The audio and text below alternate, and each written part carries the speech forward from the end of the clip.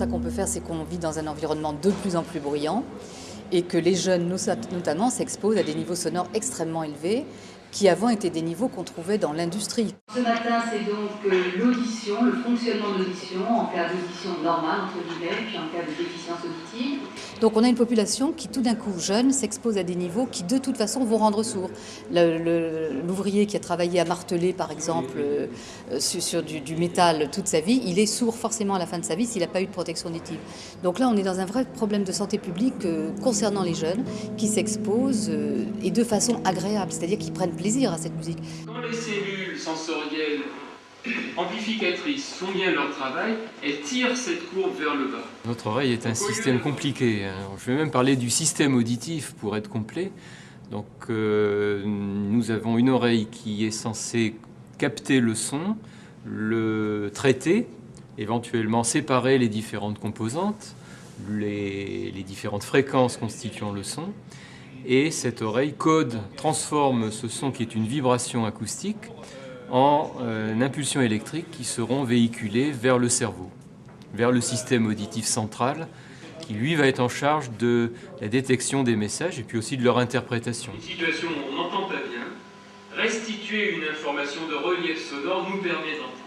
Il faut faire attention à ne pas perdre son audition parce que, pour une très simple raison, qui est que les cellules sensorielles situées dans l'oreille interne, une fois mortes, ne sont pas renouvelées. Donc toute perte grave est irréversible et nuit à la communication dans le monde extérieur. La perte auditive est quelque chose qui existe dès le plus jeune âge pour certains, qui devient de plus en plus importante pour d'autres personnes, ça s'appelle la presbyacousie, et on a environ 5 millions de personnes en France qui souffrent d'un déficit auditif. Ce déficit auditif a chez l'enfant jeune une répercussion sur les acquisitions du langage, sur les acquisitions scolaires, etc. Et sur la personne âgée, un retentissement relativement important sur les capacités de participation à la vie sociale. Or aujourd'hui, on est dans un monde d'audiovisuel où il est nécessaire d'avoir le plus de capacités pour comprendre les intervenants qui nous parlent. Donc un enfant qui a une déficience congénitale va avoir en réflexe une parole qui va être dégradée. Il faut autant qu'on peut obliger tout le monde. Il faut autant qu'on peut obliger tout le monde. On a souvent besoin. Donc quand il existe un déficit, il faut essayer de le pallier. La prothèse auditive a ce but. Le déficit s'accompagne de plusieurs éléments. Premièrement, un élément quantitatif, la personne n'entend pas. Mais aussi d'autres éléments qui sont des éléments qualitatifs. Car on peut entendre et pas comprendre.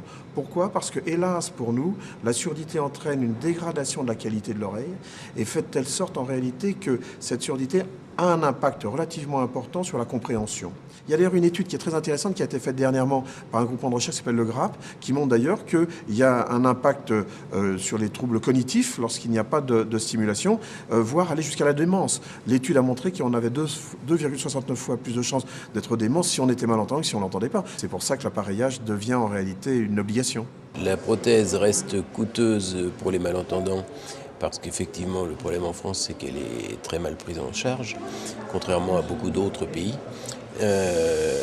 Par contre, elle est le moyen et le seul moyen de permettre à des gens atteints d'une surdité de rester dans une situation d'indépendance et de ne pas basculer dans une dépendance et d'avoir toujours besoin de quelqu'un d'autre pour vivre avec sa surdité. Et donc le travail de l'audioprothésiste consiste à adapter, tant sur un plan physique, mais surtout sur un plan de programmation, les aides auditives qui sont des ordinateurs, donc il faut bien programmer de façon à répondre aux besoins individuels du patient. Donc moi je suis malentendant, journaliste, écrivain, responsable du bus de l'audition, donc qui fait des opérations de dépistage à travers la France. Et à ce titre-là, l'équipe de la Semaine du Son souhaitant organiser des dépistages, je les ai aidés à organiser l'aspect dépistage et donc à trouver ces cabines sonorisées de dépistage, et avec l'école d'audioprothèse du CNAM, puisque j'y suis aussi enseignant, d'organiser la venue des étudiants pour faire ces dépistages. Vous voyez ces points-là, on peut entendre mieux, on entend très très bien tous ces points-là. C'est-à-dire que les personnes s'installent dans les cabines avec un casque, on leur fait entendre des sons de différentes fréquences et de différentes puissances, et si elles n'entendent pas un ou plusieurs sons qu'on leur fait entendre, si elles ne le perçoivent pas, ça veut dire que peut-être peut-être elles ont un problème. Dans ce cas-là, il faudrait mieux qu'elles aillent faire un bilan auditif auprès d'un médecin ORL. Je dis peut-être, parce que de toute façon, c'est un dépistage, c'est pas dans des conditions médicales éprouvées. Donc c'est juste voir, écoutez, vous feriez mieux de vraiment vérifier à fond. J'avais quelques signes en dessous, mais apparemment c'était en fonction de la sonorité de la pièce. Et sinon c'était bon. Mélissa a son hypode depuis juillet de l'année dernière. Et c'est pratiquement 24 heures sur 24 sur les oreilles. Et on a beau lui dire tous les dangers d'avoir de la musique dans les oreilles continuellement. Et malheureusement, on n'écoute toujours pas vraiment. Donc je me dis, ça peut-être la sensibiliser de venir, de se rendre compte. Mais bon, tant mieux que les résultats sont bons. Il faut se protéger des bruits forts, se protéger des médicaments toxiques, éviter les situations à risque, mais vivre une vie normale. Il faut à tout prix faire un audiogramme complet et dès qu'un trouble a été détecté, il faut en faire de façon régulière pour voir un petit peu l'évolution. Il ne faut absolument pas se dire que les choses sont fixées, mais bien continuer à aller voir régulièrement le médecin ORL qui doit faire cet examen auditif de façon très régulière. On a beaucoup insisté aujourd'hui sur le temps d'exposition au bruit, qui est quelque chose d'extrêmement important et qui veut signifier tout simplement qu'une personne soumise à un bruit de moindre niveau mais sur une période longue équivaut en fait à un bruit fort sur une période courte. Et de cela, on n'en parle pas suffisamment aujourd'hui. Donc c'est une chose que d'entendre des niveaux forts, mais les entendre sur une longueur de temps importante, sur un temps important, donne des résultats quelquefois bien pires encore.